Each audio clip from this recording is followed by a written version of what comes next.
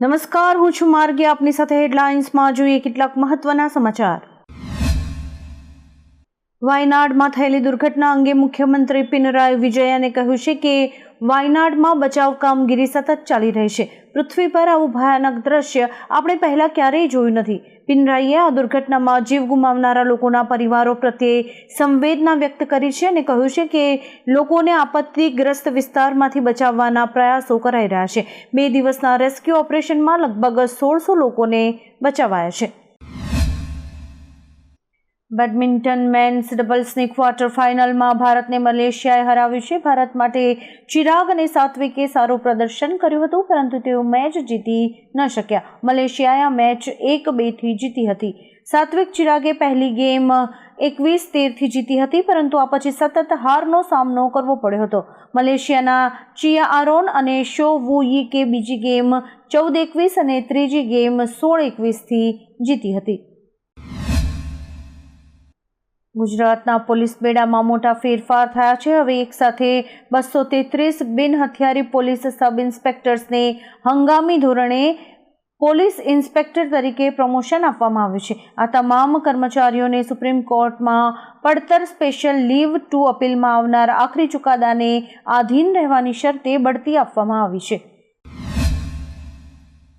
વરસાદની સિઝનમાં ગુજરાતનું વિકાસ મોડલ જાણે કે ખાડે ગયું હોય તેવું જોવા મળી રહ્યું છે. વરસાદથી તૂટેલા રસ્તાઓ અને ખાડાના દ્રશ્યો અવારનવાર સામે આવતા હોય છે. ત્યારે ગુજરાત કોંગ્રેસે એક્સ પર ભાજપ પર પ્રહાર કરીને એક વિડીયો શેર કર્યો છે, જેમાં તેમણે લખ્યું છે કે ભાજપના ભ્રષ્ટ વિકાસમાં સામાન્ય જનતાના જીવ જોખમમાં. આ વિડીયોમાં એક વૃદ્ધ વ્યક્તિ તેનું વાહન લઈને ખાડામાં પડી ગયેલા હોવાનું દેખાઈ રહ્યું છે. હવામાન વિભાગની આગાહીના માહોલ વચ્ચે આજે અમદાવાદમાં ધોધમાર વરસાદ શરૂ થઈ ગયો છે. અમદાવાદ શહેરમાં વરસાદે વિરામ બાદ તેની બીજી ઇનિંગ શરૂ કરી છે. અમદાવાદના અનેક વિસ્તારોમાં મેઘરાજા મન મૂકીને વરસી રહ્યા છે. વરસાદને કારણે રોડ અને રસ્તાઓ ઉપર પાણી ભરાયા છે. બીસીસીઆઈએ આજે મુંબઈમાં આઈપીએલની તમામ 10 ટીમ્સના માલિકો સાથે એક મીટિંગ કરી હતી, જેમાં ઘણી ટીમ્સે મેગા ઓક્શનનો વિરોધ કર્યો હતો. કેકેઆરના માલિક શાહરૂખ ખાન અને એસઆરએચ સીઈઓ કાવ્યા મારને તેને બંધ કરવાની માંગણી કરી હતી. મીટિંગ પછી જય શાહે કહ્યું કે ફ્રેન્ચાઇઝી માલિકોએ ખેલાડીઓના નિયમન, લાયસન્સ અને ગેમિંગ પર પ્રતિક્રિયા આપી છે. બીસીસીઆઈ આગામી થોડા અઠવાડિયામાં ફ્રેન્ચાઇઝીને તેના નિર્ણયની જાણ કરશે. બનાસકાંઠાના સાંસદ ગેનીબેન ઠાકોરે કેન્દ્રીય ગૃહમંત્રી અમિત શાહ સાથે મુલાકાત કરી હતી. દરમિયાન ગેનીબેને બનાસકાંઠા, પાટણ અને કચ્છના બોર્ડરના ગામોને બોર્ડર એરિયામાં સમાવવાની રજૂઆત કરી હતી. BADP હેઠળ મળતી ગ્રાન્ટ બંધ થતાં ગેનીબેને અમિત શાહને લેખિત અને મૌખિક રજૂઆત કરી હતી. આ ગ્રાન્ટ 2020માં બંધ થઈ હતી, જેથી આ ત્રણેય જિલ્લાઓને ગ્રાન્ટ ફરી મળે અને નવા ગામને બોર્ડર એરિયામાં સામેલ કરાય તેવી રજૂઆત કરાઈ છે. હવામાન વિભાગ દ્વારા આજે સમગ્ર રાજ્યમાં હળવાથી મધ્યમ વરસાદની આગાહી કરવામાં આવી છે. આગામી 5 દિવસની આગાહી કરતા હવામાન વિભાગ દ્વારા દક્ષિણ ગુજરાતના અને સૌરાષ્ટ્રના કેટલાક જિલ્લાઓમાં મધ્યમથી ભારે વરસાદની આગાહી કરાઈ છે. જોકે એક વધુ સિસ્ટમ સક્રિય થતાં આવતીકાલથી વધુ વરસાદ પડી શકે છે. હવામાન વિભાગ દ્વારા આજે ભરૂચ, સુરત, નવસારી અને ડાંગમાં યલો એલર્ટ જાહેર કરાયું છે. હિમાચલ પ્રદેશમાં 3 જિલ્લામાં વાદળ ફાટવાની ઘટના બની છે, જેના કારણે ભારે તબાહી મચી છે. મળતી માહિતી પ્રમાણે અત્યાર સુધીમાં 2 લોકોના મૃતદેહ મળ્યા છે, તો 50 કરતાં પણ વધારે લોકો લાપતા છે.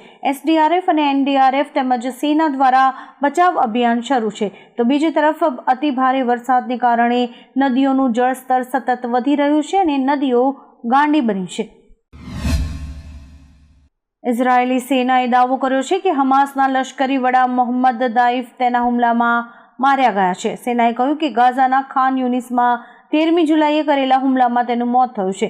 ઇઝરાયેલે આ પહેલા 7 વખત દાઈફને મારવાનો પ્રયાસ કર્યો હતો અને હવે તે પ્રયાસ સફળ થયાનો દાવો કર્યો છે. એક દિવસ પહેલા જ ઇઝરાયેલે હમાસના રાજકીય વડા ઇસ્માઇલ હાનિયાની હત્યા કરી હતી અને હવે વધુ એક યુદ્ધના ભણકારા વાગી રહ્યા છે. ઉત્તરાખંડમાં ભારે વરસાદને કારણે તમામ નદીઓના જળસ્તરમાં સતત વધારો થઈ રહ્યો છે. પર્વતોથી માંડીને મેદાનો સુધી માત્ર પાણી જ પાણી દેખાઈ રહ્યું છે. મોડી સાંજે સતત વરસાદને કારણે સોનપ્રયાગથી ગૌરીકુંડ સુધી જવાનો રસ્તો ઘણી જગ્યાએ તૂટી ગયો છે અને રસ્તાના ઘણા ભાગો પાણીમાં ધોવાઈ ગયા છે. હવામાન વિભાગના એલર્ટને જોતા ચારધામ યાત્રાઓનું રજીસ્ટ્રેશન પણ બંધ કરાયું છે.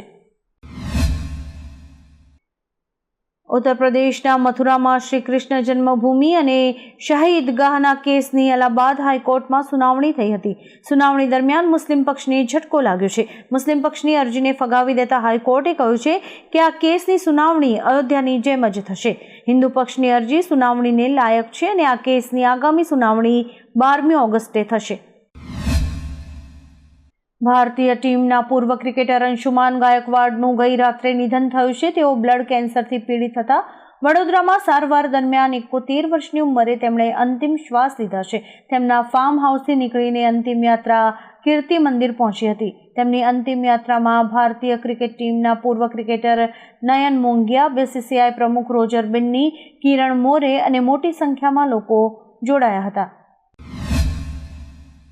આજે સંસદના ચોમાસુ સત્રના 9મા દિવસે ગૃહ રાજ્યમંત્રી નિત્યાનંદ રાયે લોકસભામાં ડિઝાસ્ટર મેનેજમેન્ટ એમેન્ડમેન્ટ બિલ રજૂ કર્યું હતું, જેના પર કોંગ્રેસના સાંસદ મનીષ તિવારીએ ચર્ચા દરમિયાન વાંધો ઉઠાવ્યો હતો, જેની પર નિત્યાનંદ રાયે કહ્યું કે આ બિલ કોઈ પણ રાજ્યના અધિકારોમાં દખલ કરતું નથી.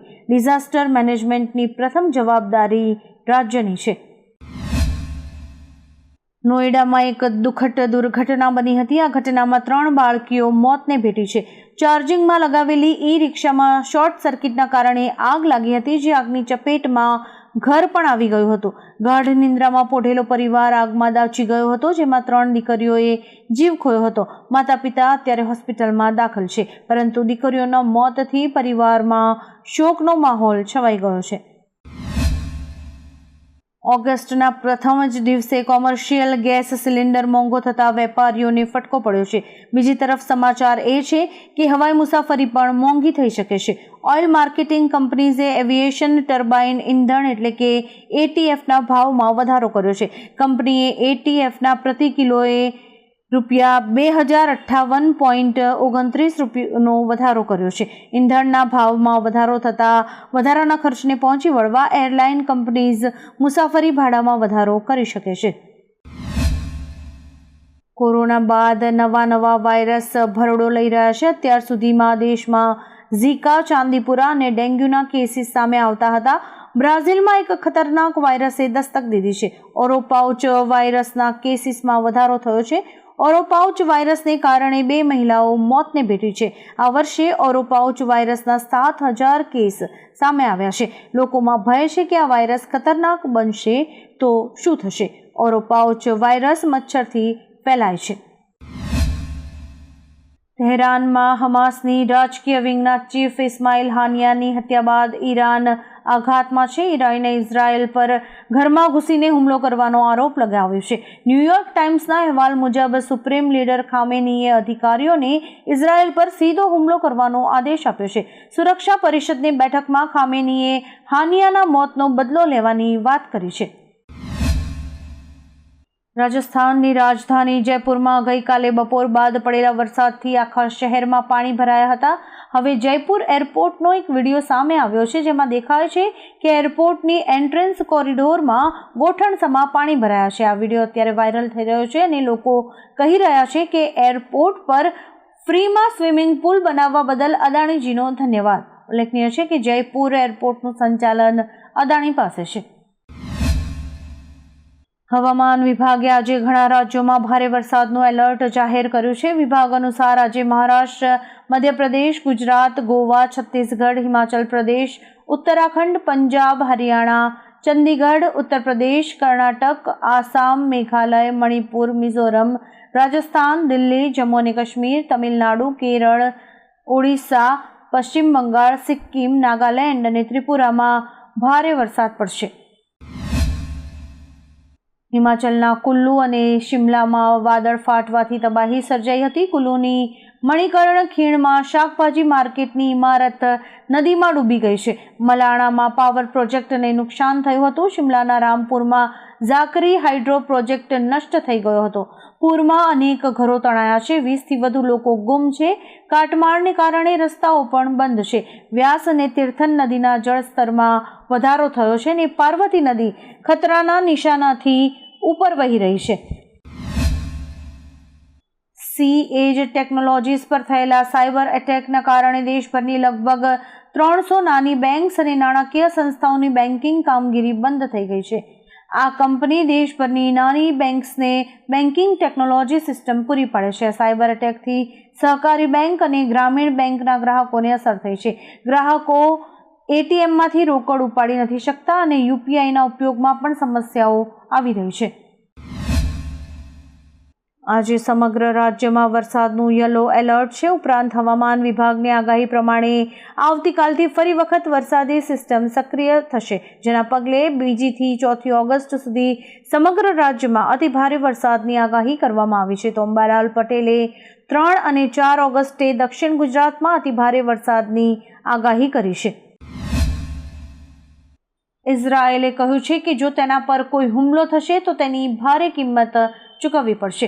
વડાપ્રધાન બેન્જામિન નેતન્યાહુએ હિઝબુલ્લાના નેતા ફુઆદ શુકરના મોતનો ઉલ્લેખ કરીને કહ્યું કે અમને નુકસાન કરનારાઓ સામે અમે બદલો લઈશું. તેમણે કહ્યું કે ઇઝરાયેલ કોઈ પણ પરિસ્થિતિ માટે તૈયાર છે.